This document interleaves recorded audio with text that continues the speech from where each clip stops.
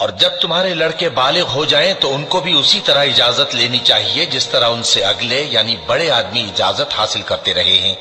اس طرح اللہ تم سے اپنی آیتیں کھول کھول کر بیان فرماتا ہے، اور اللہ جاننے والا ہے، حکمت والا ہے۔ اور بڑی عمر کی عورتیں جن کو نکاح کی توقع نہیں رہی اور وہ زائد کپڑے اتار کر سر ننگا کر لیا کریں تو ان پر کچھ گناہ نہیں، بشرطے کہ اپنی زینت کی چیزیں نہ ظاہر کریں،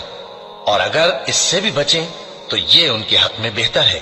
اور اللہ سنتا ہے، جانتا ہے۔ نہ تو اندھے پر کچھ گناہ ہے اور نہ لنگڑے پر اور نہ بیمار پر اور نہ خود تم پر کہ اپنے گھروں سے کھانا کھاؤ، یا اپنے باپ دادا کے گھروں سے، یا اپنی ماؤں کے گھروں سے، یا بھائیوں کے گھروں سے، یا اپنی بہنوں کے گھروں سے، یا اپنے چچاؤں کے گھروں سے، یا اپنی پھوپھیوں کے گھروں سے، یا اپنے ماموؤں کے گھروں سے، یا اپنی خالاؤں کے گھروں سے، یا اس گھر سے جس کی کنجیاں تمہارے ہاتھ میں ہوں،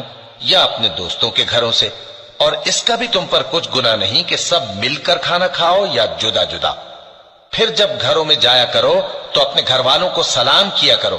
یہ اللہ کی طرف سے مبارک اور پاکیزہ تحفہ ہے۔